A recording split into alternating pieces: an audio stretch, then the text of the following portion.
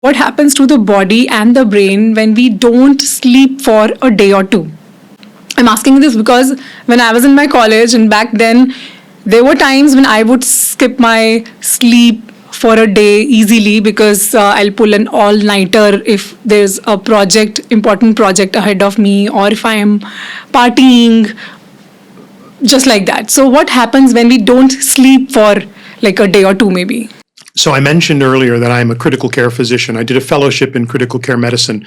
And at the time that I was a fellow, it was still legal in the United States to allow fellows and residents to work 36-hour shifts nonstop. Non-stop. So we would work for 36 hours in the hospital taking care of patients, and then you would have 12 hours off and start another 36-hour shift.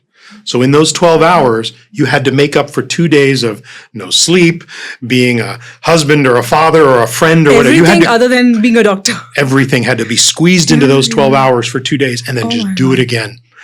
And so I went for a year. My fellowship lasted a year. I went for the better part of a year with that kind of sleep schedule. And you are right. You know, it's like pulling all-nighters every other day, right? And what happens is the cognitive function suffers and continues to suffer, and it doesn't get better because you never have a chance to catch up. And what ended up happening was, there's a famous case in New York City. It was an emergency department resident on her 34th or 35th hour of a 36-hour shift, made a mistake, made an error that killed a patient. And it started a legal renaissance within the United States, and they outlawed 36-hour shifts. If you ever worked 24 hours in a row, you had to have a full 24 hours off. And I say all of that because, you know, here we are in medicine where we should have known better. In the state where I trained in Florida, 36-hour shifts were made illegal in the year 1998. Okay. So it's illegal. Yeah, you cannot work 24 hours without 24 hours off. The brain cells may even go into a state called apoptosis, which is a fancy scientific term for the cells die. Oh my God. So the brain cells can die from this fragmented, poor, disrupted, sleep. It's a big deal. The inability to form and create good memories, to consolidate learning. So you think maybe the all-nighter is going to help you do better on that test, but you may not be remembering as well. And so you get to that test, you're exhausted, and you miss those questions that you studied for hours because you're foggy. And then later in life, it's not just your brain. It's also, you're not giving your heart a chance to rest, which is why we see people with poor sleep or untreated sleep disorders have higher risks of cardiovascular problems, hypertension, atrial fibrillation, and arrhythmias like that. There's a reason, I said it at the beginning, there's a reason why nature evolved us to be so vulnerable for 8 hours every day. It's so important. You cannot skip good sleep. Do kids also have sleeping troubles? Babies can have sleep apnea. My God. People who are young in their 20s and 30s and thin like this can have sleep apnea. We all know that gut health is essential and it affects nearly all processes and systems of our body. Does it also affect our sleep? We also have a Spotify channel, links of which are in the description below. Let's dig a little more into the quality of sleep. Sure. Some people snore and some don't, and it's often brushed off as a funny or an annoying habit. Does snoring tell anything about sleep quality or health? Absolutely. So can I tell a personal story a little bit? Of course. Okay. So I have sleep apnea. Okay. I'm a physician, right? I've been married for 34 years. 34 years ago, when I first got married, my wife, in the bed with me for the first time, hears how I snore and how I stop breathing. Like I'm choking. Oh my God. Oh yeah. So she's an ICU nurse, right? Okay. So she took a recorder and recorded me snoring and gasping for air. Sorry for the funny noise, but that's what it sounded like. And to shame me, she brought the recording to the intensive care unit where I worked in the hospital, and all the nurses listened to it. She goes, look what I have to sleep with now. To shame me, to do something about it. So I did, 25 years later. I'm a doctor and I should know better. but I was in denial. That's how I sleep. I snore, big deal. I was a resident. I lived on 36-hour shifts. And what I found was that it was affecting not just me being tired, it made it more difficult for me to maintain a healthy weight. It made it more difficult for me to have the energy or the time or the interest to, do all the things that you want to do in life. Spend time with your kids, have intimate time with your wife. It affected so much. I also heard the fact that men who sleep for 5 hours or lesser have smaller testes than those who sleep for 8 hours or more. So does that mean sleep also affects testosterone levels? Is that true? Poor sleep does decrease testosterone level. If you look at some of the even non-medical journals, you look at some of the people talking, health influencers and things saying, one of the best ways to naturally increase your testosterone level is to get good sleep. It is documented. There's scientific research that shows untreated sleep apnea raises the risk for erectile dysfunction. So again, as scary as dementia seems for men, poor sleep, decreasing your testosterone, increasing your risk for erectile dysfunction should also be pretty scary. Of course. So about 9 years ago, when I finally said, enough is enough, I got tested. I realized, which I already knew, that I had pretty significant sleep apnea. So now I am treated. I use a CPAP machine every night. I travel with one. I have one with me in my hotel here in Mumbai. Okay. It goes with me everywhere.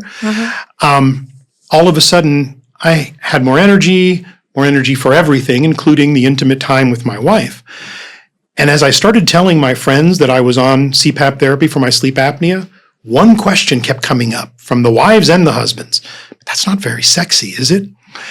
And my wife would look at them and say, first of all, he wears that mask to sleep. He doesn't wear that mask for other stuff. And then she would say, number two, there is nothing more sexy than a man who doesn't snore and lets me sleep. So absolutely. So yes, a long way of saying yes, poor sleep can affect men and their sexuality significantly. So it's not something to be messed around with. What changes did you feel in your body after once you recognized this issue and started paying attention to it? So I didn't know how much I was suffering until I started my therapy. And you know what was the first sign, which was amazing to me? And this is also a little bit scary.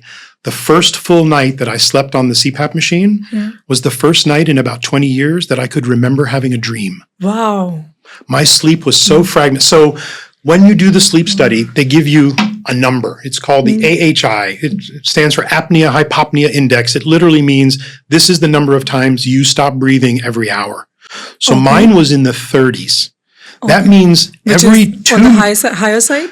Pretty high. I've seen them over 100. But just imagine, just to make the math easy, if your AHI is 30, that means every 2 minutes, 30 times an hour, every 2 minutes, you suffocate to the point where no air is getting into your lungs, no oxygen is getting into your blood. Your body and your brain think you're dying. They think you're suffocating. So your brain sends out an emergency signal. It sends an adrenaline rush through your whole body to say, okay, take a breath because I'm about to die. And that's the gasping for air. And it's enough to send your heart racing, to make your blood pressure shoot up, and to take a breath, but not enough to wake you up. That's why people don't know they have it. So that's why you can go for years, and until your bed partner says, you have a problem, you may never know. So it's a very big deal. Think about that. 30 times an hour, I was suffocating. 30 times an hour, my brain, my heart, my tissues were not getting enough oxygen. All your defense mechanism came into action. Yes. And then 30 times an hour, that adrenaline rush made my blood pressure shoot up, my heart rate shoot up. So when my heart is supposed to be resting, it's working harder. Exactly. So there is no mystery as to why, if I didn't change and fix my sleep disorder later in life, I'd have a heart disease, I'd have high blood pressure or a stroke, strokes, atrial fibrillation, heart disease, dementia, all these things, erectile dysfunction. It's on and on and on. For years and years and years. For years and years. People don't realize it. You mentioned gaining weight and obesity.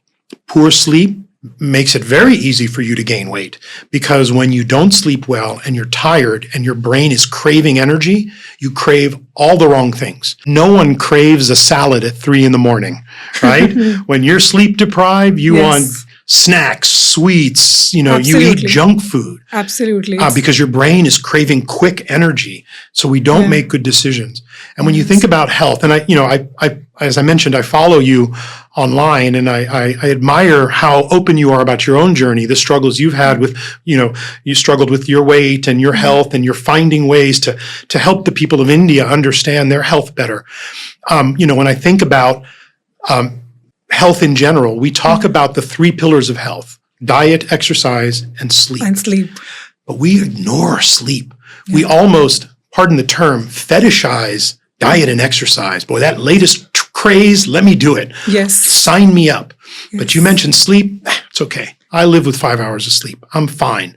Snoring, that means I'm sleeping well. Yeah. It means I'm on. He's a good sleeper because he snores. No, not always. Some people snore and they do not have sleep apnea. In fact, snoring and sleeping are so much related. Like, it is considered so obvious. Then even when we try to act like we are sleeping, we snore. Yeah. Yes. We snore to just pretend that we are sleeping. It goes hand in hand. It's like, it's normal. Yes, absolutely. And I don't want to say that everyone who snores has sleep apnea, but it is the most visible symptom of sleep apnea. And many, many people who snore, they snore because of that reason. So we need to pay attention to all the signs and symptoms of sleep disorders. And I'm not talking about sleep apnea, just all sleep disorders. Being tired all the time, waking up tired and not having a clear head throughout the day. I mentioned headaches. Sometimes people will wake up and be drenched in sweat and they don't know why. Yeah. And that's often from the adrenaline rush that happens if you're suffocating. That was my symptom that I ignored. I would wake up covered in sweat many nights or many mornings. And sleep apnea carries a bit of a stigma because people don't like the idea, I need to sleep with a mask, I have to sleep with this machine. Yes. But we're more than willing to take injections and pills for all sorts of ailments, right? Absolutely. This is just air. This is just the air from your bedroom being put into your lungs so that you can get oxygen for your brain and your heart. I don't know why anyone would want to refuse that. So there's a Pokemon character named Snorlax. And his characteristic as a Pokemon is that he snores and he sleeps and he snores. And he's this chubby, looks like a teddy bear. My kids used to call me Snorlax. So that's how I know him. I saw a tattoo on an adult human male of Snorlax wearing a mask connected to a ResMed. It had the ResMed logo, sleep apnea device. I'm telling you, when people get the therapy, they get over the stigma and whatever, for insomnia, sleep, and you get that first good night's sleep, you fall in love. Whatever it is that helped you get that good night's sleep, I never do not want to dream again. I want to sleep and feel refreshed and enjoy the dreams and know that my brain is working properly. So who would not want to do that? I know. And to think that no one's going to see you while you're sleeping. I mean, maybe your loved ones, but they love you. They're not going to not love you because you're breathing. They actually would like for you to breathe and stay alive. Exactly. To watch the entire episode, you can head to our main channel, Gunjan Shouts, link of which is in the description below.